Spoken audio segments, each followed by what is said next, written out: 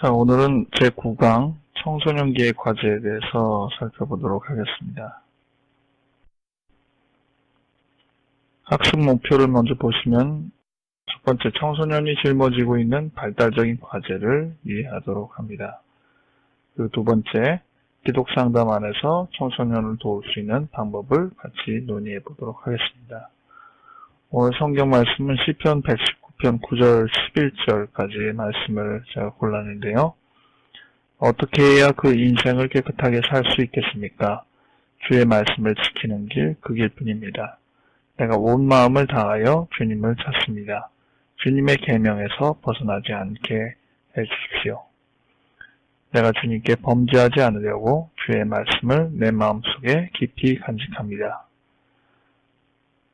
오늘 성경에서는 자신의 행실을 깨끗하게 하기 위해서 중요한 규범, 즉 하나님의 말씀을 기준으로 삼겠다라는 그 부분들을 담고 있습니다. 마찬가지로 이 청소년기의 시기는 이제 과거의 그 자신의 여러 가지 부분들이 다시 반복되는 어느 정도의 잠재기를 거쳐서 이제 다시 재현되는 시기이고, 그렇기 때문에 더더욱이나 그 인간적인 욕심, 우리가 공부할 때는 이제 본능, 본성이라고 얘기는 하지만은 그러한 부분들이 다시 재현되면서 이 부분들을 또 다시 의식적인, 의지적인 한계, 제한으로 자기를 이끌어가야 하는 책임이 있는 시기입니다. 그래서 이런 부분이 바로 시편 119편 말씀과 많이 연결이 되는 것 같아서 제가 골라봤습니다. 우선 청소년기 시기, 우리가 이제 흔히 사춘기라고 하는데 그 시기가 당시 그 연령대의 아이들에게 어떠한 그 생각들과 영향들을 주는지 한번 살펴보도록 하겠습니다. 우리가 보통 보는 이제 중학생, 고등학생 연령대의 아이들이죠. 먼저 첫 번째로 그 청소년기가 되면은 잠재되어 있던 정서적인 측면, 그러니까 그 초등학교 때는 배우는데 정신이 팔려서 다루지 못했던 이 정서적인 측면이 다시 부각이 된다는 것이죠. 우리가 사춘기라고 말하는 것도 결국은 이 정서적인 측면이 부각되는 것을 말합니다. 단순히 그 정서적인 측면이 다시 부상하는 것만이 아니라 어떤 의미에서는 그 새롭게 나타나는 면도 있죠. 이 부분에 대해서는 조금 이따 다시 또 말씀을 드리겠습니다. 두 번째는 이 시기가 중요한 치유의 시기이다. 왜냐하면은 그 과거의 문제 및 상처를 재현하는, 다시 반복하는 시기이고, 그러면서 재정립할 수 있는 시기이기 때문에 가장 중요한 치유의 시기이다. 우리가 그 7세 이전의 과정을 결국은 평생 반복하는 존재라는 이미지들을 우리가 말씀을 드렸는데, 그래도 변형할 수 있는 여러 가지 기회를 통해서 우리가 조금씩 새로운 모습들을 볼 수 있는 거죠. 하지만 결정적인 많은 변화들은 역시 청소년기, 이 시기만 가능하다고 해도 과언이 아니고, 그 위에 이제 성인기에 들어서면은 크나큰 변화들은 기대하기가 어렵습니다. 그래서 어떤 의미에서는 처음이자 마지막인 기회가 아닌가 싶습니다. 이 시기에는 이 자아 정체감의 확립이라는 주제가 매우 중요하게 등장되는 시기입니다. 즉, 나에 대한 고민을 하게 되는 시기죠. 이 나에 대한 고민이 단순히 스스로에게서부터 출발하는 고민만이 아니라 타인에 의해서 나타나는 고민도 첨가되는 것이 독특한 차이라고 할 수 있습니다. 이 시기에는 역시 이 다양한 신체적인 변화가 있죠. 2차 성징의 발현이라고 우리가 흔히 얘기를 하는데, 벌써 자신의 몸의 변화가 예전과 그 생각해 볼 수 있지 않은 아주 남다른 변화들을 가져오게 되죠. 그러면서 이 스스로도 나에 대한 고민이 생깁니다. 자신에 대한 이해 자체가 바뀌죠. 그리고 이제 주변에서 보는 타인의 시각도 다르고, 무엇보다도 이 나에 대한 평가가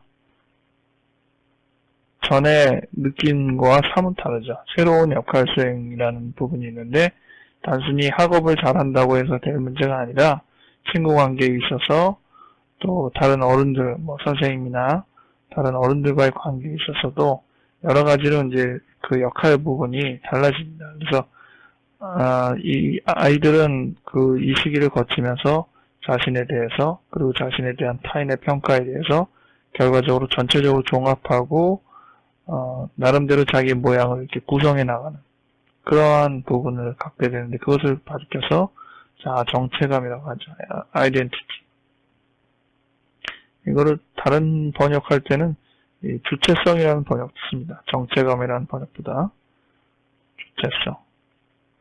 우리나라에서는 주체라는 표현을 잘 안 써요. 그리고 북한에서 주체사상 이런 표현을 쓰기 때문에 주체라는 표현이 다분히 우리가 좀 선호하지 않는 표현이 됐지만은 그 주체적이라는 표현은 상당히 좋은 표현이죠. 자기 스스로의 특성을 스스로 세운다라는 뜻이기 때문에 정체감의 표현만큼이나 상당히 그 적절한 표현이 아닌가 싶습니다.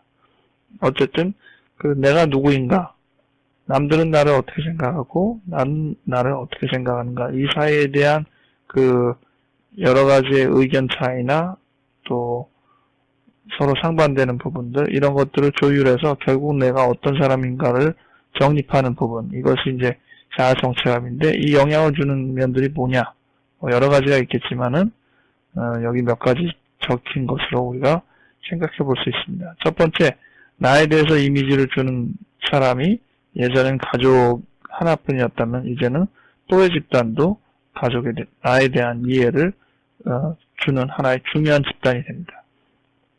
되게 이제 문제가 생긴다 해서 그 보는 대부분의 것들이 누구를 친구로 사귀느냐 이 부분에 많이 관련이 있죠. 즉 친구가 결국 자기 정체감의 결정적인 요소가 되는 거거든요. 어른들이나 뭐 그 일반적인 시각에서는 그 자기가 어울리는 또래 집단이 건강한 집단일수록 자아 정체감에 건강할 것이라고 생각하는 것이 당연하죠. 실제로 대부분 결과들도 그렇고요. 그런데 어떤 아이들은 결코 그 평범한 또래 집단에 끼지를 못해요. 그것이 그의 자아 정체감이죠. 근데 그것을 저도 그 임상에서 막상 그 흔히 말하는 문제되는 아이들을 이제 만나보면서 그 이해를 해보게 되는데 이것을 자아 정체감이라는 입장에서 이해하지 않으면 아주 오해가 많을 부분이 있더라고요.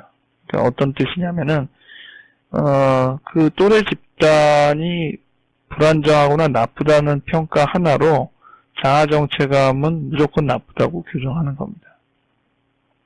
그래서 나쁜 친구 사귀면 당연히 안 되고 그러니까 차단해야 되고 말은 맞죠. 표면적으로는 맞죠. 하지만은 그것은 결국 자기가 선택하고 자기가 주체적으로 만들려는 자기의 요소를 상대방이 차단하는 꼴입니다. 그러니까 이게 왜 적절하게 이 부분들을 거부해야 되는지에 대한 자기 판단이 없으면은 무조건 외부적으로 또래 집단이 어울리지 않는다고 막아봤자 결국은 자기가 다시 되돌아갈 수밖에 없죠. 결과적으로 또래 집단의 선택은 타일적으로 제한된다고 해결될 일이 아니라 결국 자기 자신이 충분히 검증하고 내가 누구와 어울려야 할 것인가에 대한 자기 판단, 자기 결정이 살아나지 않으면은 외부적인 그 규정만으로 그 제한만으로는 어렵다. 그래서 무조건 나쁜 친구 사귀면 나쁘다 이렇게 규정하는 게 아니라 그 나쁜 친구들과 내가 도대체 뭘 하려고 하는가, 어떤 것에 몰두하는가, 나는 어떤 것에 정열을 쏟는가, 집착하는가 이런 부분들을 이렇게 세밀하게 구분해서 거기서 그 긍정적으로 취할 수 있는 측면들을 발견해주지 않으면은 또 그 집단 안에서 오히려 만족하고 있는 그 자신을 끄집어낼 수가 없다는 것들을 그 임상 현장에서 흔히 경험합니다.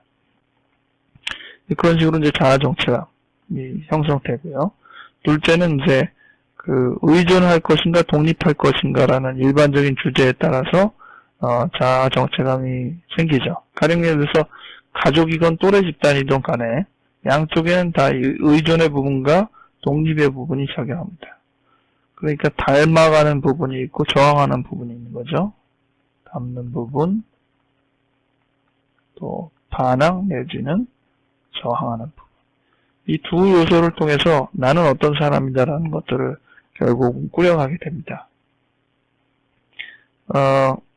대개 이제 부모에 대해서 좋아하는 측면은 당연히 의존의 측면을 많이 두겠죠. 그래서 그 부분은 이제 닮아가는 측면이 될 것입니다. 반면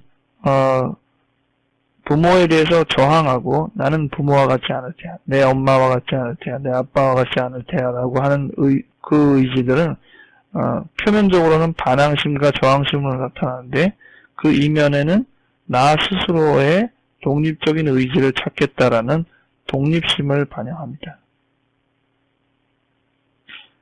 결국은 지금 제가 얘기하는 맥락에서 아마 금방 먼저 발견하신 분이 있을지 모르겠는데 그 청소년 아이들이 보이는 여러 가지 행동의 표면에 속으면 안 된다는 겁니다. 특히 뭐 좋은 행동 이런 거에 대해서는 그 어른들의 시각에서 뭐 문제 제기를 잘 안 하죠. 그러니까 착하고 말 잘 듣고 공부 잘하고 이러면은 문제 제기를 안 하고 또 흔히 얘기하는 이제 말 안 듣고 쓸데없는 짓 하고 옳지 않은 거에 매진하고 이러면은 규제의 대상이 됩니다. 하지만은 이거나 저거나 둘 다 마찬가지로 주체성의 측면에서는 둘 다 장단점이 있어요. 왜냐하면은 반항 자체도 일종의 주체성의 형성이 되는 것이고 또 의존도 주체성이 형성이 되지만 의존만 해서는 주체성이 또 형성이 안 되는 것이죠. 우리가 흔히 뭐 모범생이다라고 하는 그 많은 학생들 중에 일부가 막상 대학교 올라가서 엄청난 혼란을 겪거나 심지어는 오히려 그 더 문제를 일으키는 경우들을 흔히 보는데 그것은 그 청소년기까지 경험해야 될 적절한 반항과 저항, 독립 그러한 부분이 제대로 확립되어 있지 않기 때문에 결국은 그 오늘 이렇게 언급하고 있는 이 자아정체감의 확립에 문제가 생기기 때문에 그때까지는 뭐 다 좋으려니 했던 문제가 아주 심각하게 벌어지는 겁니다. 그래서 우리가 표면적으로 무조건 나빠 보이면 나쁘다라고 청소년을 규정하거나 표면적으로 착하면 착하다고 규정하는 것에 속지 말자. 과연 그럴까 하면서 다른 측면을 보자.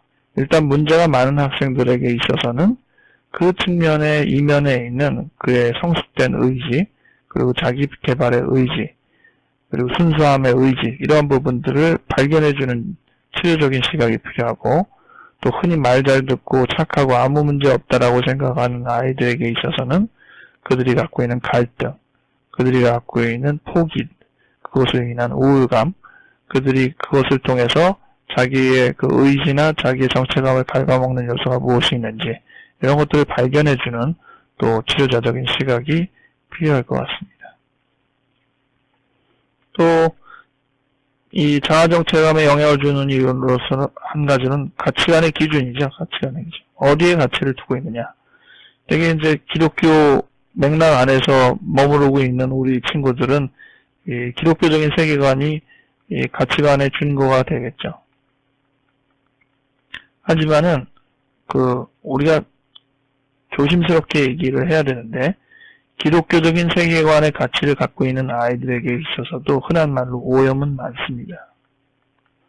제가 그 성경 공부를 청년부에 올라와서 하면서 상당히 놀란 부분들이 있었는데 그 성에 관한 그 성경 공부 교재가 있었어요. 그래가지고 이 남녀 교제와 여러 부분에 대해서 그 의견들을 다뤘는데 예상외로 여성 그 회원들, 여성 청년 회원들에게 있어서 기독교적인 관점보다는 세상적인 관점이 많이 있었던 것을 그때 보고 뭐 항상 모든 팀이 그런 건 아니지만은 적잖이 좀 놀랐던 적이 있습니다. 말은 기독교 안에서 생활하고 기독교인이라고 말하지만은 실은 많은 부분에서 세계관은 혼동되어 있고 오염되어 있고 혼재되어 있는 것이 사실입니다. 우리가 교회 잘 다니고 하면 쟤는 당연히 그 가치관의 기준을 기독교 안에 둘 것이다 라고 생각하지만은 실제로 물어보고 파악해보면 완전히 다른 가치관이나 기준을 갖고 있는 경우들이 많이 있어요. 그리고 그것이 아주 이질적이고 배타적이고 서로 모순된다 할지라도 같이 그냥 두는 게 또 별다른 문제가 될 건 없습니다. 자기가 그것을 불편하게만 느끼지 않는다면은 상황에 따라서 전혀 반대되는 그런 가치관 기준을 가지고 생활할 수 있는 것이 가능하거든요. 그래서 가치관을 어떤 기준으로 통해서 갖고 있는지를 살펴보는 것은 그 자아정체와 확립을 어떻게 하는지를 알 수 있는 또 중요한 부분이 됩니다. 마지막으로 이제 외적인 여러 그 환경적인 요인이죠. 우리의 지금의 청소년들은 확실히 예전의 청소년들에 비해서 변화가 무쌍하고 또 상당히 그 세상적인 이 문화 환경에 놓여 있습니다. 우리가 전보다 훨씬 더 타락할 수밖에 없는 세상 문화에 더 노출이 되어 있고 우리 아이들은 그것을 견뎌야 되는 많은 그 과제들을 안고 있죠. 예전 같으면은 그렇게까지 힘들어서 고생하거나 피해하지 않아야 될 많은 부정적인 환경이 도처에 널려 있습니다. 그래서 이러한 부분들이 또한 동시에 자아정체감에 영향을 주겠죠. 우리가 흔히 생각할 때 요즘 아이들은 상당히 좀 이기적이고 개인적이다라고 말을 하는데 그것이 결국 사회문화적인 변화죠. 결국 그러한 변화를 일으킨 주범은 결국 부모입니다. 그렇게 잘 생각해 보면은 부모의 세대에서 아이들을 제대로 양육하지 않고 자기 이기적인 중심에 살아가는 그 흐름이 결국은 다음 세대에 고스란히 영향을 주는 것을 봅니다. 지금 핵가족의 시대에 도달해 있고 또 자기 그 아이들을 양육하는 데 있어서 자기를 포기하기보다는 자기 실현을 위해서 아이들을 다른 데 맡기고 오히려 자기를 더 돌보는 데 집중하는 그런 문화 속에서 우리는 살고 있기 때문에 우리의 다음 세대 아이들은 이러한 문제가 더 심각해질 것으로 예상이 됩니다. 이러한 문제가 결국은 여러 면에서 자기 자신이 누구인가를 성립하는 이 청소년기의 주된 과제 중에 하나라고 할 수 있겠습니다. 또 한 가지는 친밀한 감정의 나눔이라는 것인데 인티머시에 대한 부분은 실은 그 다음 성인 초기에 더 주된 주제가 되긴 합니다. 성인 초기에 이 친밀감, 인티머시. 그런데 이것들은 이제 청소년기부터 시작을 하긴 하는 것이죠. 이 부분은 자신에 대해서 그리고 타인에 대해서 수용하는 자세를 말합니다. 우리가 흔히 성격적인 면들이 아직 청소년기 때는 굳어져 있지 않다라고 말을 하는데 굳어져 있진 않더라도 흔히 얘기하는 인지적인 맥락의 사람과 그리고 정서적인 맥락의 사람이 좀 구분이 되죠. 대개 우리가 이제 남성이 인지적인 맥락이 훨씬 좀 더 많고 여성이 정서적인 맥락이 훨씬 더 많다라고 말을 하는데 그것은 꼭 남자는 무조건 인지고 여성은 무조건 정서다 이렇게 얘기할 수는 물론 없죠. 어쨌든 이러한 차이들을 다시 경험하면서 인간관계를 터득하는 그 부분이 이 청소년 시기에 굉장히 중요한 부분 중에 하나입니다. 그래서 인지적인 친구들이 정서적인 친구들을 만나서 호감을 느끼고 그와 교류하면서 어떤 시행착오를 겪고 또 갈등을 겪고 또 관계를 또 개선하고 회복하고 이러한 이제 밀고 당기는 작업들이 결국은 다양한 성향적인 부분의 그 차이들을 극복하고 함께 살아가는 부분을 익히는 이런 부분들이 청소년기에서부터 시작되는 중요한 과제들입니다. 그래서 이것들이 어느 정도 이제 기초가 완성되면은 다음 시기인 성인 초기에서는 본격적인 이성교제 그리고 결혼 이러한 주제들로 넘어갈 수 있는 친밀감의 다음 단계가 이제 형성이 되는 것이죠. 마지막으로 청소년기의 발달적인 특성을 살펴보면은 이 자아정체감과 비슷한 부분인데 이 역할에 대한 정체감이 사회적인 역할, 내가 무엇을 할 것이냐 여기에 대한 정체성이 확립된다는 것이죠. 그래서 나는 어떤 사람이 되어야겠다. 그리고 어떤 직업의 사람이 되어야겠다라는 것들을 생각하는 것이 바로 이 중고등부 학생 시기에 주로 있어지는 일들입니다. 대개 근데 이 사회적인 역할이나 자아정체감에 대해서 많은 청소년들이 갖고 있는 것들은 결과론적으로 나쁜 이제 부분이 아니고 실제적으로 그냥 이 시기 안에서 흔히 갖고 있는 경험은 이 혼란감인데, 즉, 도대체 난 모르겠다, 뭐 이런 뜻입니다. 내가 누군지도 잘 모르겠고, 그리고 내가 어떤 사람이 되어야 할지도 잘 모르겠고, 이런 부분들을 많이 이제 호소를 해요. 정상적인 부분에서도 호소를 많이 하고, 비정상적인 부분에서는 훨씬 더 과도하게 이러한 호소를 합니다. 그런데 이 발달적인 특성에서 이제 정상적인 맥락에서 보는 이 혼란감은 기본적으로 도대체 뭐냐라는 걸 모른다라는 게 정답이 아니라 내가 너무 다양하다라고 말하는 게 더 정답일 것입니다. 즉, 자아정체감이나 사회적인 역할이 혼란스럽게 느끼는 이유는 다양한 자아정체감을 갖고 있고 또 다양한 직업이나 다양한 미래에 대해서 본인이 생각하기 때문에 그렇습니다.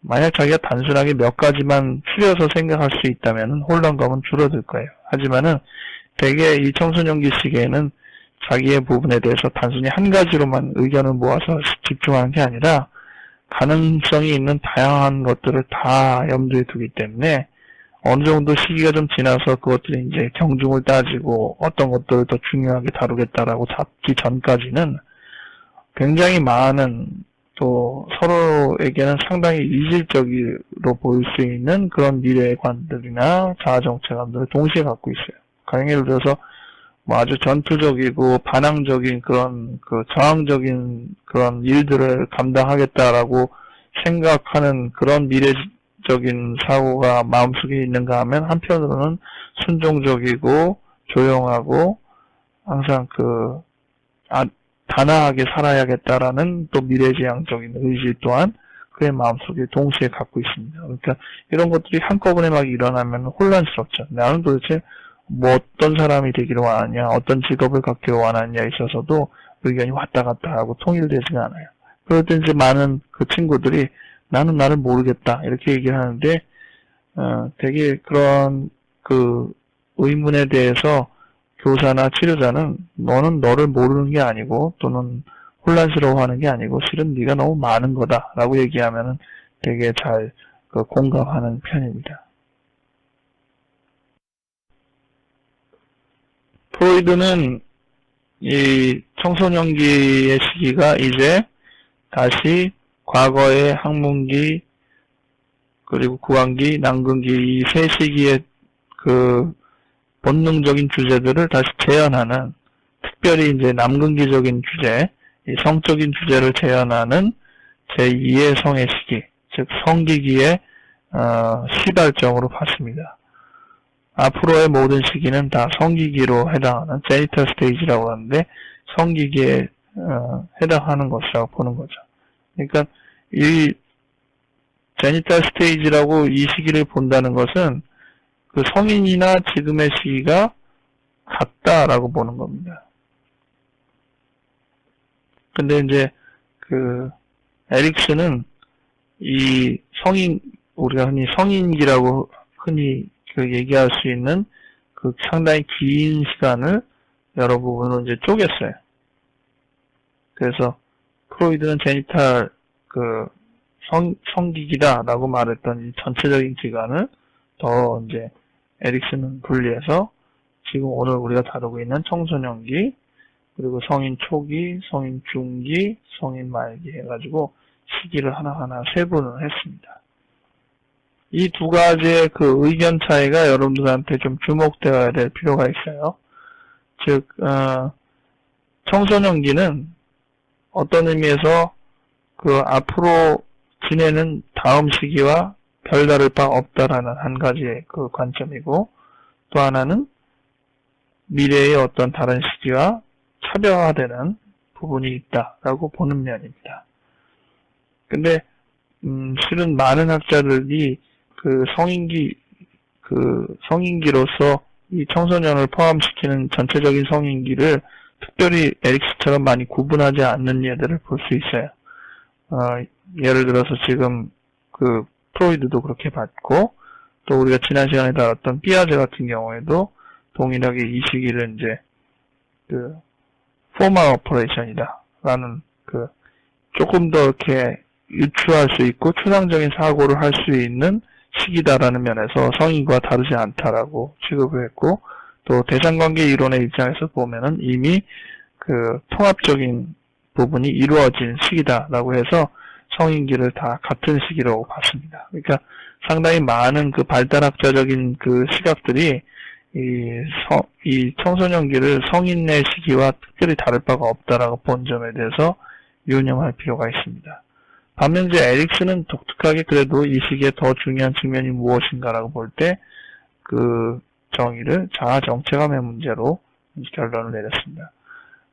이것들이 제대로 이루어지지 않을 때 그 당시의 아이들은 역할에 대한 혼미, 즉 정체감에 대한 혼란을 경험한다는 것이죠.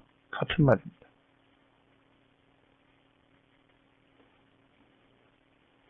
그래서 나는 누구인가, 나의 신념과 느낌과 태도는 어떠한가, 그리고 내가 생각하는 나와 남이 생각하는 나 사이에 어떠한 공통점과 차이점이 있는가, 이런 것들을 생각하는 것이 이 시기의 중요한 과제입니다. 읽어보죠. 극적인 생리적인 변화가 오고 잠재기 동안 잠자고 있던 성적, 공격적 충동이 이제 자아 그 방어를 압도할 정도로 위협한다. 다시 올라온단 말이에요. 몸으로도 그렇게 이제 2차 성징이 발현하고, 환경적으로도 이제는 정서적인 교류가 초등학교 때 같지 않다. 과거 해묵은 이슈들이 되살아나면서 엉키고 폭발을 합니다. 또한 사춘기 이전에 아이들이 해왔던 여러 가지 역할들을 통합시켜서 이제 하나의 일관된 정체감을 갖는 것이 중요합니다. 자기가 여러 입장에서 자기의 역할들이 있었는데 이것들은 이제 전체적으로 좀 정리해야 되는 것이죠. 만약에 그러한 중심이 되는 정체감을 통합하지 못하거나 또 반대되는 가치체계 안에서 두 가지 주요 역할 간의 주요 갈등을 해결하지 못할 때 결국은 뭐가 오느냐? 역할의 혼미, 정체감의 혼란이 올 수 있다. 그런데 특별히 이 에릭슨은 이 시기를 심리사회적 유예기간이라는 명칭을 통해서 또 설명을 했습니다. 이 명칭은 우리가 이미 지난 시간에도 간단히 좀 언급을 한 바가 있죠. 심리사회적 유예다, 미룬다 라는 겁니다. 근데 이 전 시기, 이 초등학교 연령대인 학령기의 연령과 지금 우리가 언급하고 있는 청소년기의 연령에서 보자면은 제 입장에서는 학령기도 하나의 유예를 하고 있다는 측면에서 설명을 이미 드린 바가 있습니다. 그래서 이때의 유예는 좀 수동적인 유예라고 한다면은 청소년기의 유예는 능동적인 유예다. 제가 그렇게 설명을 드렸었죠. 이때 유예라는 뜻이 뭐냐? 미룬다라는 뜻이거든요. 유보시킨다라는 겁니다. 근데 어떻게 유보하냐? 심리사회적인 측면에서 유보시킨다라는 겁니다. 이 부분을 제가 아는 교수님은 그렇게 강의를 했습니다. 우리들은 청소년 시기에 이 심리적인 이 청소년 시기를 중고등학교 때 경험하기보다는 조금 더 늦은 시간, 심지어 대학교 올라와서 비로소 이 정체감 문제들에 대한 갈등을 하는 경우가 흔히 있는데, 그런 경우에 있어서 특히 남학생들의 경우 고민하다가 결국 결정하는 게 뭐냐? 군대를 가는 거라는 겁니다. 그게 이제 마지못해 간다기보다도 고민하다가 이 탈피하는 입장으로, 회피하는 입장으로 군대를 선택하는 경우들을 흔히 보는데, 그것이 바로 이 심리사회적 유해의 전형이다, 이렇게 설명하는 걸 들은 적이 있습니다. 물론 이제 다른 나라에서 이런 의무제도가 아닌 하는 조금 다른 측면이 워낙 많기 때문에 이 설명을 다 충분히 수용할 수는 없지만은 핵심은 잘 설명하고 있는 것 같아요. 즉 그 시기가 이제 되어서 이 본능에 대한 주제들이 다시 재현되고, 그리고 많은 부분들을 이제 결정해야 되고, 자기 모양을 다듬어 나가야 하는데, 아직 자기는 거기에 대해서 준비가 좀 덜 돼 있다라고 여기기 때문에, 지금 하지 않고 자꾸 미루게 된단 말이죠. 그걸 가리켜서 이제 심리사회적인 유예기간이다라고 말할 법하죠. 하지만은, 이 시기에 유예를 너무 많이 시켜서 정말 해야 될, 이 시기에 감당해야 될 부분까지도 밀어놓게 되면은 당연히 일단 이 시기에 과제를 제대로 감당하지 못하기 때문에 역할의 혼미가 일어날 수밖에 없고, 동시에 미루어 놓았던, 유예했던 많은 과제들을 성인 초기에 한꺼번에 감당해야 되기 때문에 오히려 문제가 더 심각해지는 부분들을 볼 수 있습니다. 흔히 우리가 알고 있는 많은 정신질환들은 성인 초기가 이 발병의 피크라고 할 수 있어요. 많은 부분이 성인 초기에서 일어나는데, 어떤 의미에서는 이런 유해의 마지막 단계에서 넘어지는 그런 것들을 보는 것이 아닌가, 그런 생각이 듭니다.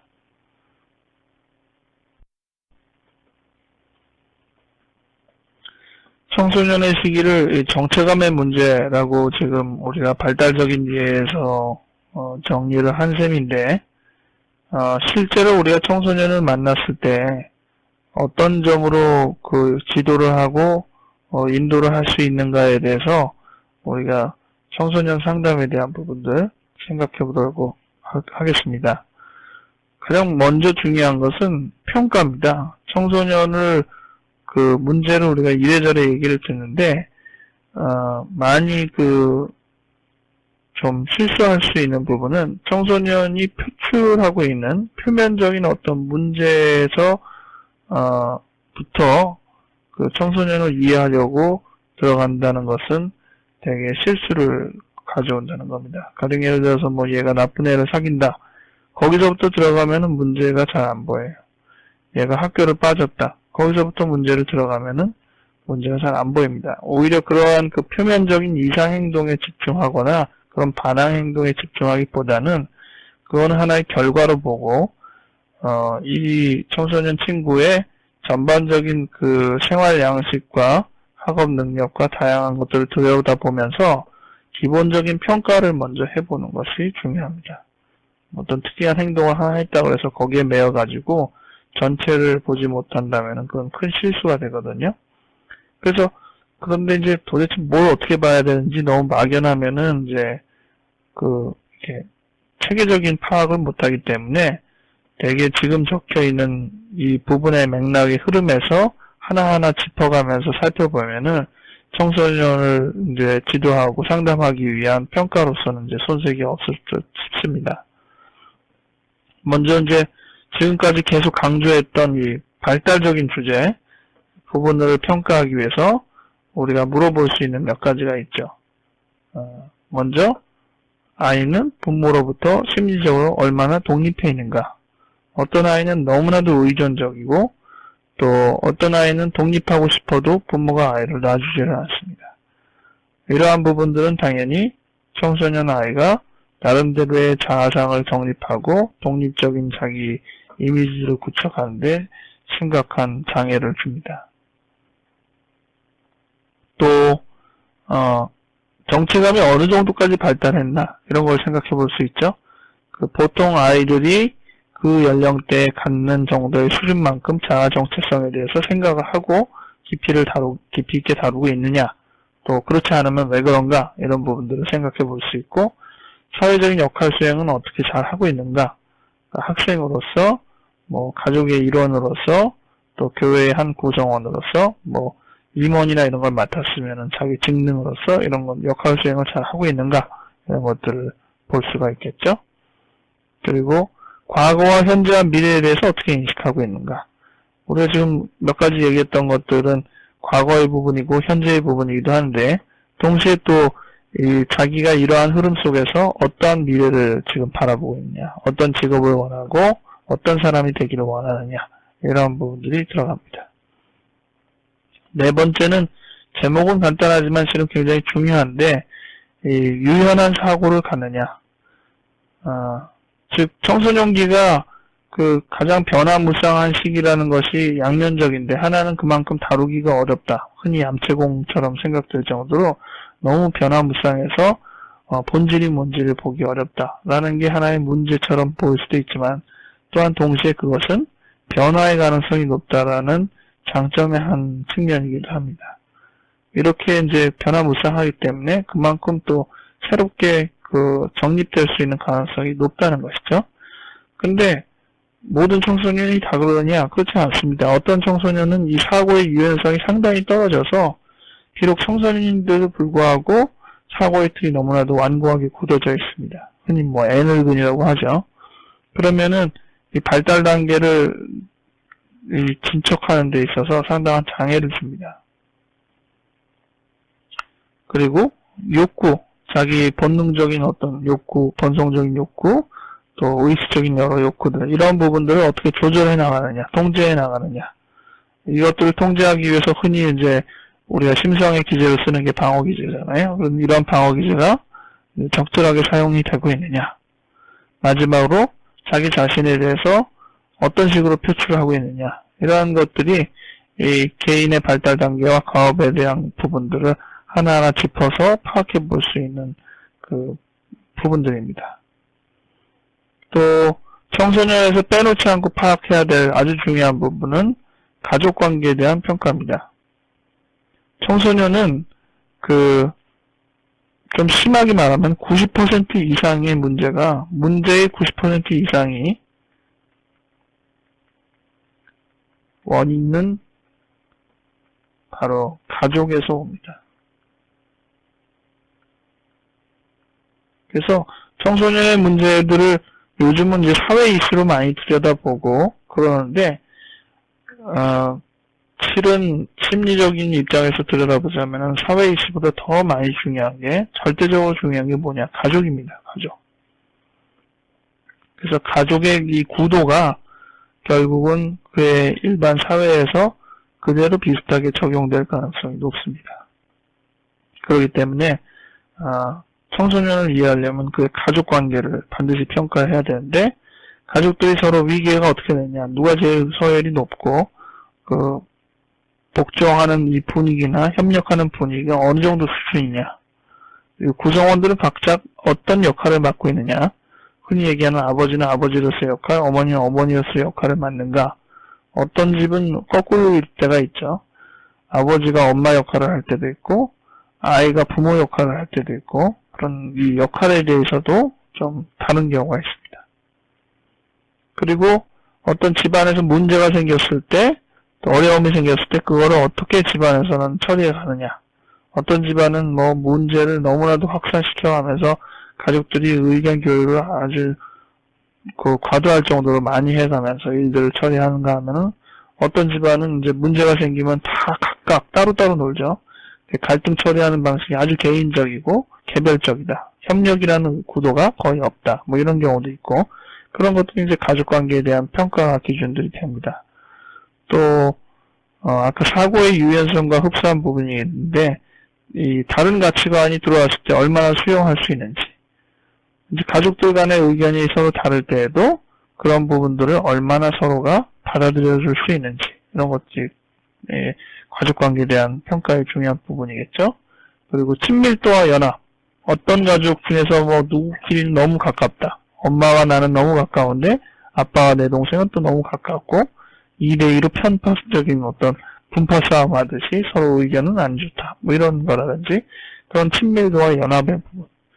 그리고 이제 의사소통 양식, 뭐 보통 그 표현하는 거랑 의미가 많이 다르다든지, 그리고 똑같은 얘기를 해도 목소리를 톤을 높이 해서 남들이 들으면 마치 싸우는 듯이 얘기를 한다든지, 이러한 다양한 점들의 그 의사소통적인 양식도 가족관계에 대한 평가의 요소가 됩니다.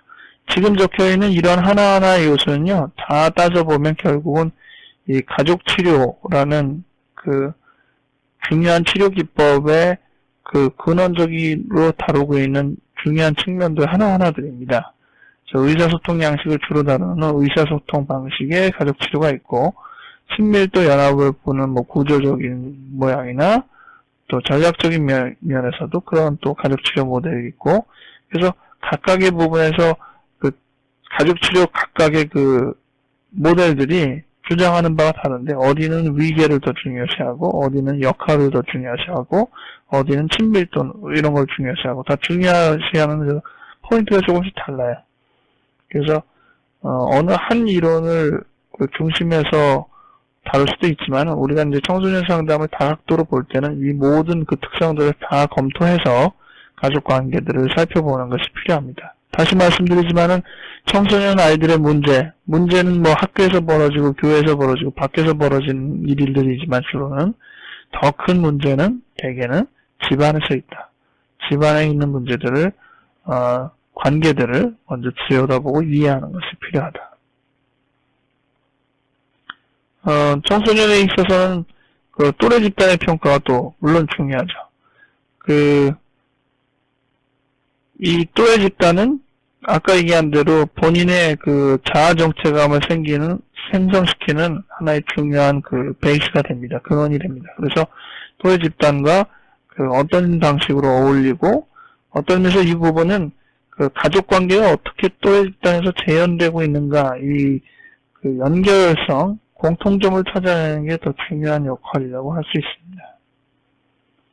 마지막으로 이제 표면적인 부분들, 그 문제가 일으키거나 또 문제가 될 법하건 그런 요소들을 검토하기 위해서 폭력성이나 또 뭐 술이나 마약과 같은 물질 사용, 그리고 그 우리나라는 뭐 마약을 사용하는 것이 좀 특정한 그 루트를 통해서 일어나기지만은 조금 더 그 불필요한 약물 남용이나 이런 것들은 많이 있기도 하죠. 그래서 이러한 부분은 이제 남 얘기처럼 생각할 것은 아니라 반드시 꼭 살펴봐야 될 중요한 측면입니다. 특히 이제 뭐 술 정도는 문제가 뭐 접하기도 쉽고 문제가 많이 나타날 수 있죠. 세 번째는 이제 자살에 대한 충동, 이러한 부분들이 있는지, 그리고 성적인 관심이나 성적인 또 정체감, 그 교회 열심히 다니는 그러한 친구를 할지라도 자기의 성적 정체감에 대해서 흔들리고 있는 친구들이 있어요. 그래서 어떻게 그 신앙생활을 그렇게 오래 했는데도 그 성에 대한 부분에서 이 세상 원리적인가 이런 의문을 나중에 갖게 될 경우도 있지만은, 실제로 많은 친구들이 이 부분에 대한 갈등을 충분히 해소하지 못한 채로 교회를 다니고 있는 게 사실입니다.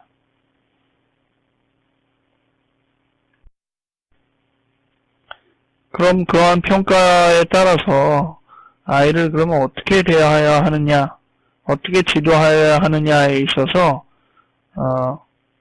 우리가 이 교과 과정에서 주로 얘기하는 것은 바로 상담자로서의 자세입니다. 청소년에게는 교사가 필요하고, 그리고 상담사가 필요합니다. 요즘은 이제 멘토라는 용어가 나왔는데, 저도 요즘은 이 용어를 좀 활용을 해볼까 하지만은, 이 멘토라는 용어는 교사도 아니고 상담자도 아닌 어떤 특성을 또 반영하는 용어로 각광을 받고 있는 것 같습니다. 하지만 아직 저로서는 이 멘토라는 용어를 좀 더 교사의 위주로 생각해 볼 수밖에 없는 그런 특성이 있습니다. 왜냐하면은 이 교사나 멘토는 기본적으로 그 지도, 훈육, 그리고 모델링, 그 아이로 하여금 그 닮아가기를 하는 본이 되는 사람이죠. 그런 입장의 요소가 많기 때문에 교사나 멘토의 요소는 다소 좀 다르긴 해도 동격의 부분을 많이 갖고 있습니다. 하지만 오늘 우리가 얘기하려는 상담자는 그런 요소와 사뭇 좀 다릅니다. 완전히 다르진 않지만 좀 극단적으로 말하면은 상당히 그 서로 양극단을 이루고 있을 정도로 다른 측면이 있어요. 그거를 오늘 지금 얘기하려고 하는데, 즉 뭐 교사나 멘토나 부모나 다 이런 사람들은 맥락이 같고, 하지만 상담자는 여기서 대표적으로 다른 시각을 갖고 있다는 겁니다. 청소년을 바라보는 시각도 다르고, 접근하는 방식도 다르고, 이해관계도 달라요. 어떻게 다르냐? 아까 이미 얘기를 했는데, 부모나 교사는 그 청소년을 볼 때 기본적으로 어떠한 이해가 있냐면은, 아이들은 아직 부족하다라는 이해를 갖고 있습니다. 그는 도움이 필요하고 자신의 성숙을 위해서 자기보다 앞서 있는 사람의 경험을 닮아야 하는 과제가 있다 라고 보는 것이 기본적으로 부모나 교사, 멘토들이 갖고 있는 공통된 의견들입니다. 그래서 그들은 조금 더 나은 것을 그들에게 제시하고 거기까지 도달할 수 있도록 아이를 지지하거나 독려하거나 하는 것이 필요하다 이렇게 보는 편이에요. 그럼 상담자는 어떻게 보느냐? 상담자는 이미 아이가 자기의 성장하는 모든 요소들을 다 갖고 있다라고 보는 겁니다. 상담자는 하위 단계에 있는 사람을 이끌어 오려는 목표가 있는 것이 아니라 그의 내면에 있는, 그의 심리 안에 있는 그의 스스로 발현시킬 수 있는 판단력, 그리고 의지력, 그리고 창조력, 이러한 부분들을 자각하고 발전시키도록 돕는 일입니다. 기본적으로 상담자가 무엇을 제공하려는 것이 아니라 자기 안에 있는 것들을 발견시키려는 것이 상담자의 기본적인 목표입니다. 결국 그 부분을 감당하기 위해서 상담자에게 가장 중요한 것은 바로 공감하고자 하는 능력입니다. 내담자는 부족하기 때문에 많은 요소들을 채워줘야겠다라고 달려드는 그런 입장이 아니라 내담자의 다양한 외형적인 문제 안에서 깊이 있게 들어가면서 그 안에 있는 스스로를 개발시키고 스스로를 세워나가고 독립적인 자기 영역을 구축해 나갈 그 자신의 요소를 발견하는 것. 그것이 공감이죠. 그것을 인정해 주는 것. 그러한 공감의 능력을 배우는 것이 상담자로 매우 중요합니다. 세 번째로 가치관에 있어서도 부모와 교사는 가치관을 주입시킵니다. 하지만 치료자는 내담자의 가치관을 수용합니다. 내담자가 왜 그러한 생각을 갖고 왜 그러한 입장으로 나아가려는지에 대해서 열린 자세로 듣습니다. 흔히 이제 환자는 언제나 옳다 이런 표현들을 쓰기도 하는데 청소년은 그의 마음속에 있는 자신으로서는 지극히 옳은 주장을 하고 있다는 그런 시각으로 아이들의 문제를 바라본다면은 전혀 다른 측면들을 볼 수가 있을 겁니다.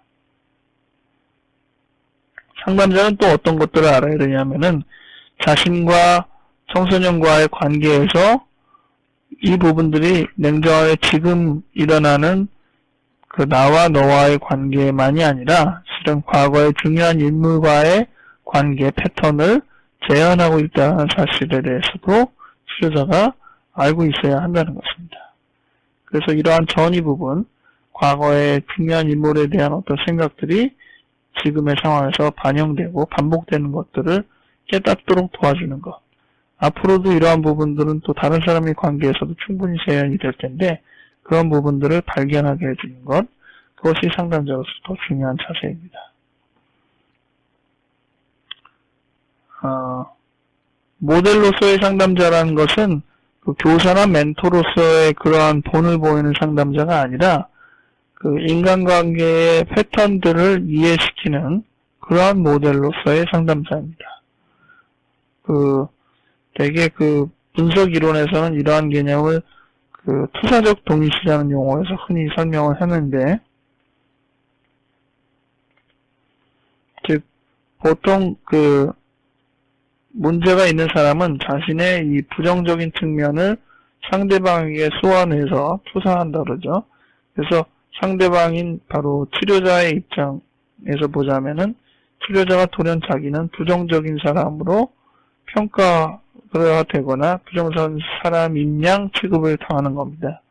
그러면은 대개는 상대방이 나를 이렇게 부정적으로 취급할 때는 비슷한 방식으로 반응하게 되죠. 보복이 아니더라 손치더라도 비슷하게 나쁜 것으로 되돌려줄 가능성이 높습니다. 그러면은 결과적으로 그는 자기가 처음에 투사한 것을 더 몇 배 이상 되받으면서 이 부정적인 측면이 더 강화되는, 더 나빠지는 그런 요소들을 볼 수 있습니다. 상담자는 어떤 모델이 되어야 되느냐? 바로 지금 이러한 투사적인 동의시, 자기의 나쁜 요소들을 반복하면서 결국은 그것을 되돌려받는 이러한 악순환을 끊어주고자 하는 모델이 되어야 된다는 겁니다. 그러기 위해서는 치료자가 중요한 것은 내담자인 청소년이 자기의 부정적인 면을 투사할 때 이 부분들을 잘 느끼고 치료자로서 그것들을 똑같이 되돌려줘서 복수 비슷하게 또는 그 부정적인 면을 강화시키는 쪽으로 나아가는 것이 아니라 이 측면들을 일단 깨닫고 자기가 지금 어떻게 하고 있는지를 보게 하는 그런 통찰력을 키우는 쪽으로 내담자를 이끌어줘야 되는 것이 상담자의 역할입니다. 물론 그 상담자는 그의 부모를 설득하거나 또 자신이 해결하지 못하는 병리적인 문제에서 정신과 전문의에게 의탁하거나 또 아이의 어떤 학습 문제나 다른 부분을 위해서 다른 기관이나 다른 대상에게 아이를 부탁하는 그런 의뢰의 문제도 동시에 짊어지고 잘 배치를 잘 해줘야 되는 책임이 또 상담자로서 있다고 볼 수 있습니다. 청소년 상담은 호락호락하지는 않습니다. 우리가 이렇게 평가를 하고 이해하려는 시각을 갖는 중요한 이유도 청소년 이해가 어렵기 때문에 그렇습니다. 성인을 대하면서도 그가 보이는 그 외형적인 면에 치중하는 것이 아니라 그 내면의 측면들을 들여다보고자 하는 그러한 상담자적인 시각이 필요하듯이 청소년 또한 그의 외형적인 문제들에 매여서 그의 진정한 모습을 놓치지 않고 그의 참다운 측면들을 발견할 수 있는 심미안이 필요한데 그러한 마음을 갖게 많이 청소년이 우리를 지지해주는 편이 적습니다. 그러다 보니까 청소년 상담이 어렵죠. 대개 이제 교과서에서 인정되는 청소년 상담의 어려운 점들을 여기 나열하고 있는데, 첫째, 청소년들은 스스로 자기가 상담을 받아야 되겠다라는 동기가 부족합니다. 상담이라는 것은 기본적으로 자기가 스스로 원할 때 어려운 점들을 극복하고 다음 단계로 나갈 수 있는 기본이 되는데, 자기 스스로 상담을 받아야 되는 필요성을 못 느끼다면은 결국은 상담을 위해서는 이 반강제적인 요소들이 자꾸 제공돼야 되는데, 그것은 청소년으로서는 상당히 부담스러운 일이고 상담 자체의 환경을 굉장히 불쾌하게 여기거나 또는 건성으로 대하는 태도를 보이기 때문에 그 부분을 짊어지면서 상담자가 나아가기가 그렇게 쉬운 일이 아닙니다. 저 같은 경우에도 서너 번 오는데, 처음에는 한두 번은 그래도 병원이라는 데를 처음 온 경우도 있고 해서 좀 특이한 생각도 들고 오니까 호감을 갖지만은 벌써 서너 번 하면 청소년은 금방 치료해야 하거든요. 그러면 자세도 삐딱하고 말하는 태도도 아주 불성실하고 물어본 제대로 대답도 안 하고 이러면은 아주 상당히 맥이 빠지고 이거 어떻게 이끌어가야 되는지에 대해서 상당히 이제 자신감이 상실될 수도 있을 법한 그런 상황이 연출됩니다. 둘째, 청소년 상담이 어려운 점은 이 부모의 태도가 상담에 영향을 미치기 때문에 그렇습니다. 대개 상담은 내담자랑 상담자 두 사람의 작업으로 이루어지는 편인데, 청소년 상담만큼은 보호자로서의 이 부모가 제3자로서 관여가 너무 많아요. 게다가 부모 외에도 동료나 학교 선생님이나 다양한 제3자들까지도 가세해서 영향을 미칠 때가 있고, 또 되게 청소년도 그렇고 성인 초기에 다소 보호자에 의해서 상담을 온 사람도 그렇고, 치료의 목표가 내담자 자신의 자기 발견이라는 과제가 아니라 보호자의 고민을 만족시키고자 하는 그런 목표가 될 때가 있어요. 그러면은 실은 상담의 목표 설정에도 어렵고 순수하지 못한 동기가 오히려 상담에 방해를 주기도 합니다.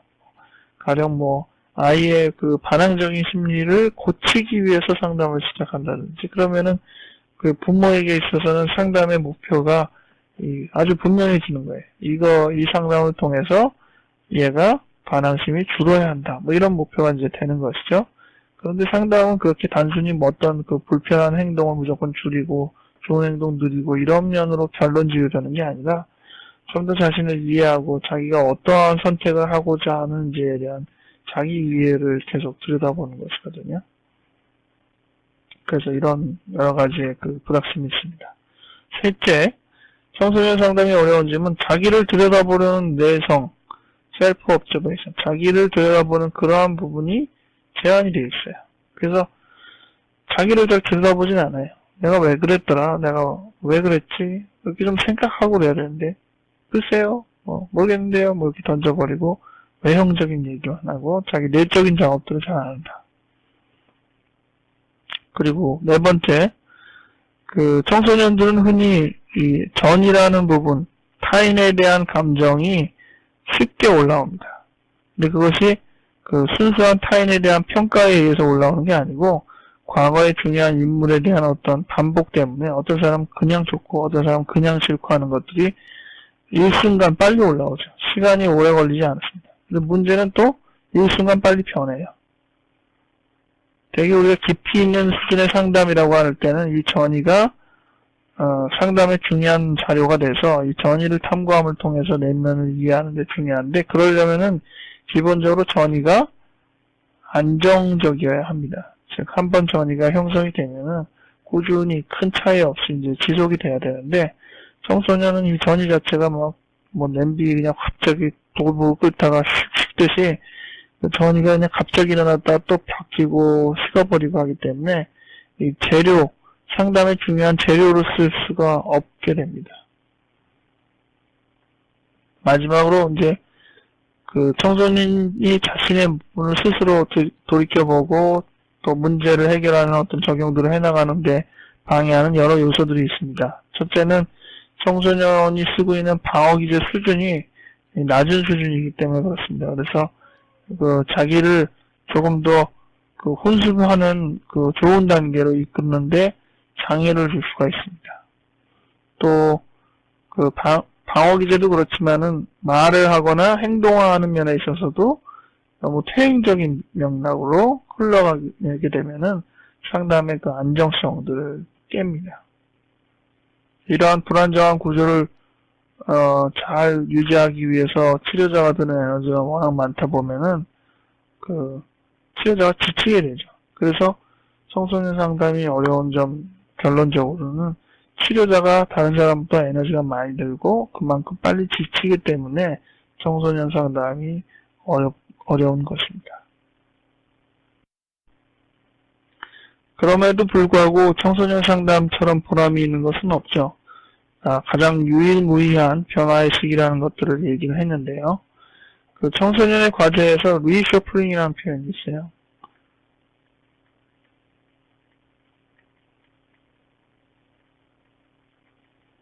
이건 이제 흔히 화투를 치거나 카드놀이를 할 때 판이 끝나면은 이제 했던 카드들 다 이제 가운데 몰아놓고 다 섞죠. 되섞는 그런 되섞는 거를 리셔플링이라고 합니다. 그런 것처럼 이 청소년은 자기에 대해서 한번 확 흔들어서 새롭게 정립하는 시기다라는 겁니다. 그렇기 때문에 청소년이야말로 어렵지만은 굉장히 힘들지만은 또 가장 보람 있는 이 시기를 잘 잡아주면은 가장 큰 열매를 맺을 수 있는 그러한 시기입니다. 그래서 다른 어떤 시기보다도 청소년에 관한 기록 상담적인 관점들은 더 많이 보강이 되어야 되고 더 많이 실천이 되어야 될 듯 싶습니다. 하지만 저도 잘 보니까 이제 저도 이제 청소년에 대해서 관심을 갖고 달려들어야겠다는 마음을 많이 갖기 시작하는데 굉장히 어렵기 때문에 회피되는 경향이 많고 또 드는 노력보다 결과물이 너무 적기 때문에 다른 것들의 시도에서부터 항상 이렇게 등한히 하게 돼요. 정신과 의사의 경우만 하더라도 보면은 이 성인을 치료하거나 노인을 치료하는 부분들은 상당히 안정화되고 기법적으로도 이제 틀 잡혀갑니다. 그리고 아주 어린 소아의 경우에 있어서도 치료의 방식이나 치료 기법 이런 것들이 많이 이제 안정화되고 다소는 기계적으로 어떻게 치료해야 된다는 원칙들이 많이 이제 세워져 있어요. 근데 중간에 해당되는 청소년기에 대해서는 아주 전문적인 일치된 의견이 없고 또 아이들에게 제공할 수 있는 치료적인 기법도 상당히 적습니다. 그만큼 청소년 부분이 다루기가 어렵고 또 비효율적이라는 요소들을 많이 느끼게 되는 것이죠. 여러모로 어렵지만은 알려드려야 될 책임이 많기 때문에 우리에게는 그만큼 짐이 무거운 것 같습니다.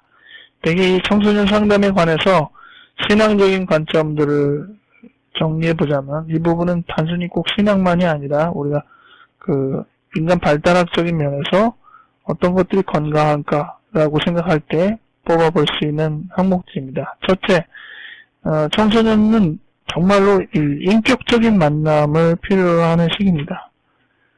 많은 청소년 문제들이 결국 가정에서 나온다고 했고 그것은 결국은 가정에서 인격적인 대상을 못 만난 겁니다. 그의 어머니와 그의 아버지가 나쁜 사람까지는 아니더라도 그에게 인격적인 존재로서의 대상이 되지 못하였던 경우들을 흔히 봅니다.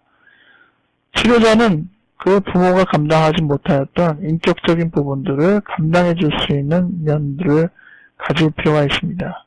근데 우리 치료자가 다 성숙한 사람들은 아니지 않습니까?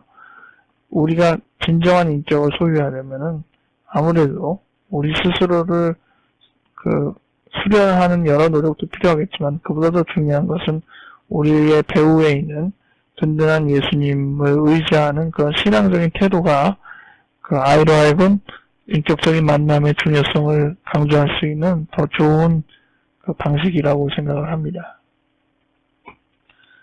둘째는 사랑과 친밀감의 나눔.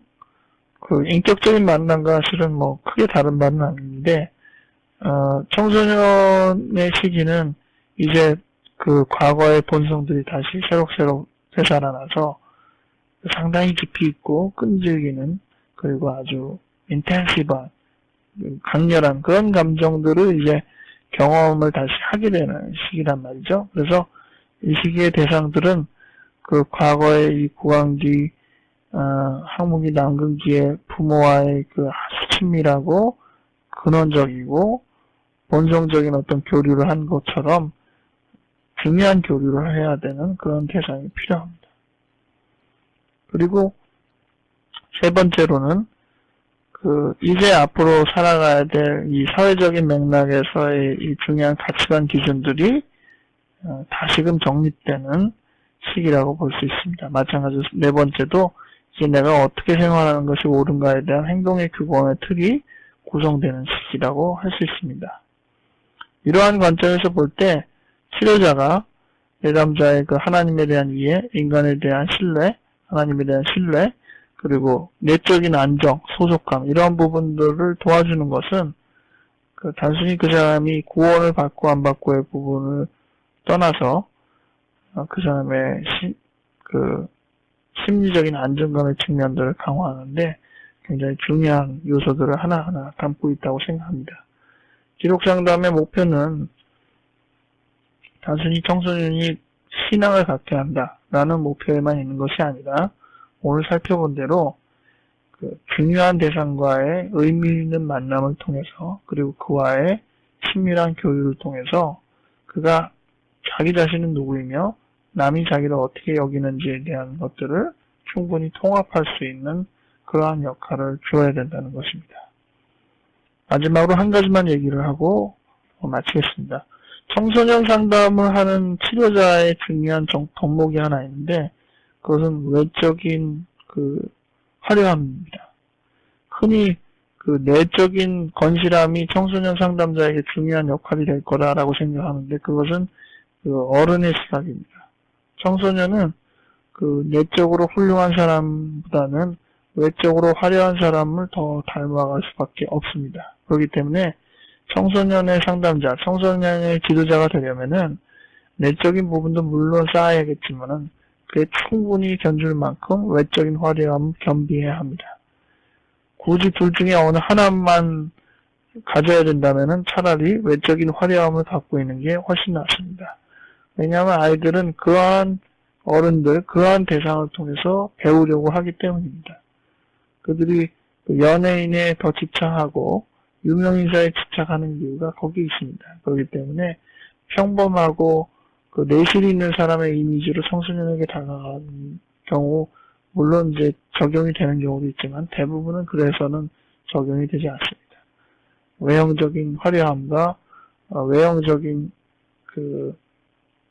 어떤 의미에서는 매력을 통하여서 청소년을 이렇게 만족시키고 기대하는 마음들을 불러일으키는 것이 상담자로서 굉장히 중요한 덕목입니다. 그런 요소들까지 갖추시는 것이 청소년을 이해하고 접근하는 사람으로서의 중요한 태도가 아닌가 싶습니다. 네, 오늘 내용 마치겠습니다.